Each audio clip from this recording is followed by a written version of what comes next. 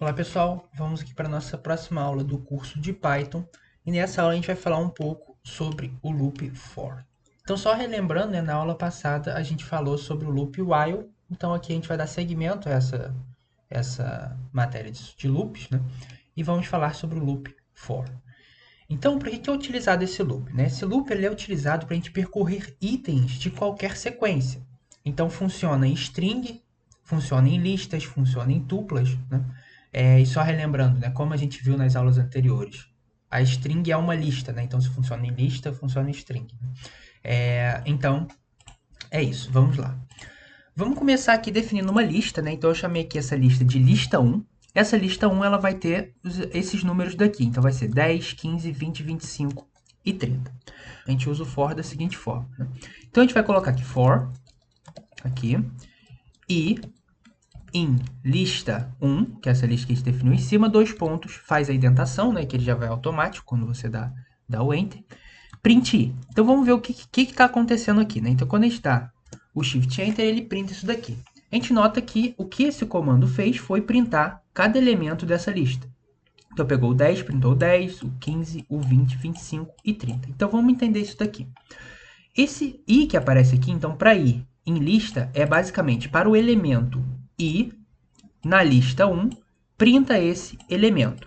Então, conforme ele printa um elemento, ele passa para o próximo elemento. Então, por exemplo, ele pegou i como sendo 10, printou 10. Pegou i como sendo 15, printou 15, que é justamente o que está aqui.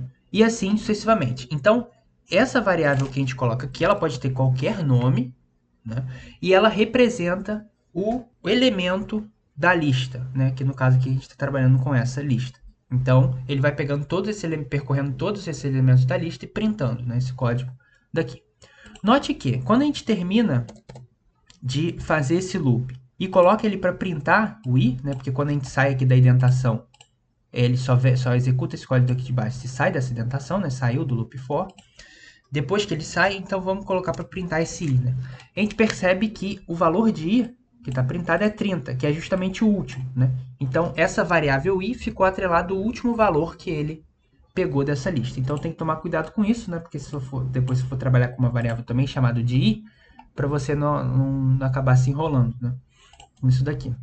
Então, ele muda essa variável aqui e essa variável fica como sendo o último valor aqui, o último elemento da lista. Só para tomar cuidado com isso. Outra coisa que a gente pode fazer aqui, em vez da gente definir uma lista e depois utilizá-la aqui, a gente já pode definir essa lista aqui, nesse lugar.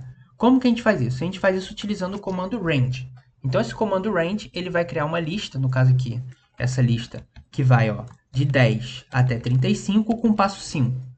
Então, esse range independe do comando for. Então, eu posso definir uma lista aqui em cima como sendo um range. Então, isso daqui só define uma lista. Então, o que eu estou fazendo aqui? Eu estou colocando for i, então para essa uma variável i, que eu quis chamar de i, in essa lista, em range, essa lista que vai no número 10 ao número 35 com passo 5, printa i. Então, quando a gente dá o Shift Enter, a gente vê que printou a mesma coisa daqui de cima, né? Tirando esse último print aqui que eu coloquei, a gente vai ter, então, essa mesma coisa. Então, esse comando range criou uma lista que vai do número 10 ao número 35 com passo 5. Então, 10, 15, 20, 25 e 30, que é justamente isso daqui. Note que aqui eu coloquei 35, né? Por que eu coloquei 35 aqui? Porque esse comando range é exclusivo o último ponto. Então, ele vai criar uma lista de 10 a 35 e vai excluir o 35. Então, vai ficar uma lista de 10 a 30, né? Então, tem que tomar cuidado com isso também.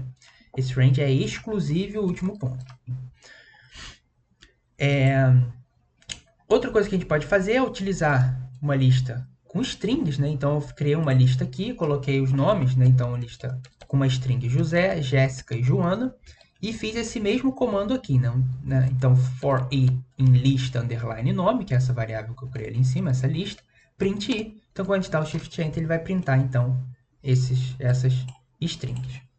Agora, né, como eu comentei lá em cima, a gente já viu, né, que as strings são listas. Então, consequentemente, eu posso utilizar esse fato delas serem listas para a gente printar cada letra que aparece na string. Então, como que a gente faz isso? Aqui eu defini um nome, que eu coloquei José, Então, eu coloquei o código for i em nome, for i em José, print i. O que vai acontecer? Ele vai printar cada letra que está aqui, né? Porque essa variável i, como eu disse, é aquele elemento da lista. Então, isso daqui é uma lista com um elemento J, O, S e E. Então, ele pega cada letra e printa dessa forma. Como eu comentei lá em cima, a gente pode chamar essa variável, né, que a gente coloca aqui no for, de qualquer nome. Então, por exemplo, aqui, eu peguei esse mesmo código que está aqui em cima, passei aqui para baixo, né? Só que aqui, em vez de chamar de i, eu chamei de string. Então, eu posso chamar isso daqui do que eu quiser. Só lembrando que aqui embaixo, no print, eu tenho que colocar esse mesmo nome de variável, senão ele não vai reconhecer. Então, quando dar o Shift Enter, a gente vê que ficou o mesmo resultado. Então, a gente pode colocar qualquer nome que a gente quiser nessa variável daqui.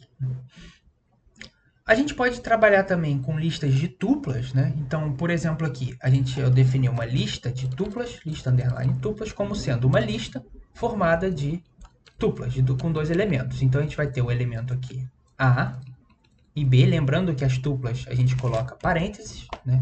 E a lista a gente coloca os colchetes. Então, aqui a gente tem essa lista de tuplas. Então, o primeiro elemento, segundo elemento é outra tupla, terceiro elemento é essa tupla daqui. A gente pode trabalhar com isso também, por exemplo, aqui no for. Para elemento, uma variável que eu chamo de elemento, em lista de tuplas, print elemento. O que vocês acham que vai acontecer aqui? Vamos dar o Shift Enter para ver. Então, o que ele fez? Ele pegou para cada elemento dessa lista de tupla, print esse elemento. Essa lista de tupla, cada elemento, então, é uma posição. Então, ele pegou essa posição daqui, esse elemento, printou esse elemento, que está ali embaixo. Depois pegou essa posição daqui, printou esse elemento, e depois pegou essa outra posição e printou aqui embaixo. Então, a gente pode trabalhar com isso dessa forma também. Outra coisa que a gente pode fazer é, em vez da gente pegar esses elementos como um todo, né, a gente pode pegar os elementos que estão dentro dessas tuplas, né? Então, como que a gente faz isso? Aqui embaixo, novamente, eu defini essa lista de tuplas. Eu não precisaria fazer isso, mas eu deixei tudo definido aqui.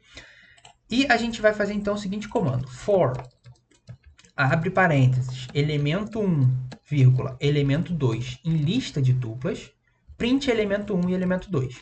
Então, aqui, nesse comando aqui, eu estou especificando, olha, para cada elemento, cada primeiro elemento da tupla, né, que está definido aqui, chame ele de elemento 1.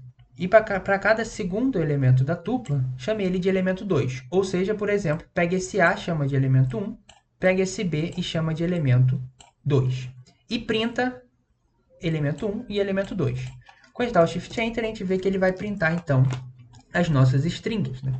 Então, aqui ele pegou e colocou A, B, C, D, E, F. Então, ele pegou e foi printando todos esses elementos que estão dentro das tuplas. Então, a gente também pode fazer isso dessa forma. Outra coisa que a gente pode fazer é aninhar os loops for. Então, eu posso colocar for dentro de for. Então, por exemplo, aqui, a gente vai definir uma lista A como sendo esses números daqui, uma lista B como sendo esses outros números daqui, e eu aninhei isso daqui. Então, eu coloquei for A em lista A. Então, para cada elemento da lista A, faz o quê? Para cada elemento da lista B, verifique se A igual a B, printa ambas as listas possuem um elemento A. Lembrando aqui, né, que a gente tem o comando if. Se você não viu as aulas anteriores, eu recomendo vocês verem que eu expliquei esse comando if. E aqui no print a gente tem esse comando F, né, que é o comando format. Para que ele serve? Ele serve para a gente conseguir colocar uma variável dentro de uma string. Como assim, né? Então, por exemplo, aqui eu coloquei esse esse format, né? Abre aspas. Então, aqui a gente tem uma string. Só que, note que aqui no A eu abri essas chaves e coloquei a minha variável A. Então, isso daqui está relacionado com a minha variável, né? Então, isso daqui é, digamos, uma string variável. Então, ele vai printando esse A de acordo com o valor de A que tiver aqui no for. Então, vamos ver o que vai acontecer. Vamos dar o Shift Enter. Ele fala aqui pra gente, olha, ambas as listas possuem o elemento 1, ambas as listas possuem o elemento 3 e ambas as listas possuem o elemento 55. E a gente nota de fato, né? Então, a gente vê aqui em cima que a gente tem o elemento 3 aqui, e o elemento 3 na lista de cima. A gente tem o elemento 1 aqui e o elemento 1 na lista de cima. E da mesma forma o elemento 55 aqui e 55 aqui embaixo. Então, quem ele está printando aqui é justamente esses valores aqui que estão variando. Então tá. A gente pode, da mesma forma que a gente viu na aula anterior com o while, né, que a gente podia utilizar o else opcionalmente, aqui no for a gente pode utilizar esse else da mesma forma. Né? Então, o que vai acontecer? No mesmo caso lá do while, né, que o else era executado, se não caísse num break, ou seja, se você executasse o while por completo, ou então você não executasse o while, você ia cair no else. E aqui é a mesma coisa. Então, se você sair do for sem executar o for, ou sair do for porque ele foi completo, né, então a gente cai no else. Se a gente sair com break, a gente não cai no else. Vamos executar esse código daqui de baixo, ver o que vai acontecer. Então, ele só escreveu aqui, saímos devido ao break. Então, vamos ver aqui. A gente colocou um comando para ir em range, então de 1 a 6. Aqui, quando eu não coloco o passo, ele vai de 1 em 1. Então, é 1, 2, 3, 4, 5 que ele vai, né? Exclusive o 6.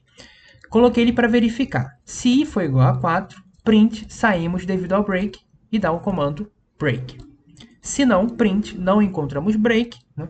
Executamos o loop todo ou saímos sem executar o loop. Dando Shift Enter, né, como a gente viu, a gente vai ter que saímos devido ao break. Por quê?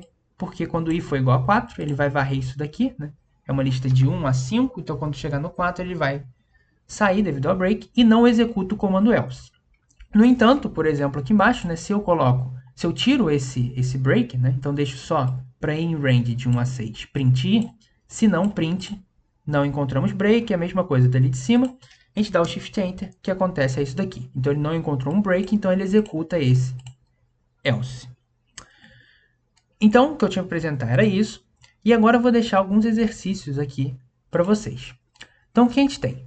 No primeiro exercício, eu quero que vocês façam um loop, utilizando esse comando for, né, para a gente treinar esse comando for, que faça o seguinte, que calcule a soma dos números pares de uma lista. Né? Como teste, vocês podem utilizar aqui, por exemplo, a lista 1, 2, 3, 4, 5, 6, cuja soma dos pares é 12. Então, dado uma lista, eu quero que vocês calculem, né, a soma dos números pares dessa lista, utilizando o for. Outro exercício aqui, né, o segundo exercício, é o seguinte. Quero que vocês desenvolvam um gerador de tabuada, né, que seja capaz de gerar a tabuada de qualquer número inteiro entre 1 e 10. Então, o usuário deve informar de qual número ele deseja ver a tabuada. E a saída desse código deve ser dessa forma daqui. Então, por exemplo, tabuada de 5, 2 pontos. 5 vezes 1 igual a 5, 5 vezes 2 igual a 10, e assim sucessivamente até o 5 vezes 10. Esse número 5 vai ser dado. Então, você vai pedir um número e vai fazer essa tabuada dessa forma com esse número. Só dando uma dica daqui, né, para a gente pedir uma informação para o usuário, né, como que a gente faz isso? A gente utiliza o comando input. Então, por exemplo, aqui, eu chamei uma variável, o nome de input, e escrevi aqui uma string. Qual o seu nome? Então, esse comando aqui, ele vai perguntar para o usuário qual o seu nome, e o usuário vai escrever. E eu coloquei aqui só para printar esse nome, vamos ver o que vai acontecer. Quando a gente dá o Shift Enter, aparece isso daqui, né? Qual o seu nome? Aparece uma caixa para a gente digitar. Então, eu vou colocar aqui qualquer coisa. José, por exemplo. Então, quando a gente dá o Enter, ele vai printar José, que é justamente o que a gente printou aqui. Né? Então, nesse código, nesse segundo exercício, vocês vão utilizar esse comando input. Só que aqui, quando a gente dá esse comando input, ele recebe a variável como string. Então, para a gente fazer esse segundo exercício, a gente tem que transformar essa variável num inteiro. Como que a gente faz isso? É que simplesmente vem aqui, no lugar do input, e coloca ele dessa forma. Int, né, transforma isso tudo daqui em inteiro. Então, transforma esse input, né, em inteiro e chama ele de número. Né? Então, dando Shift Enter aqui, por exemplo, eu vou colocar o número 10. Aí ele printou aqui para a gente, o número escolhido foi 10. Então, tome cuidado, lembre de transformar isso daqui para inteiro, senão dá erro no código. A gente vai trabalhar com números, né? A gente vai ter que fazer multiplicações. Então, era isso que eu tinha para apresentar. Obrigado.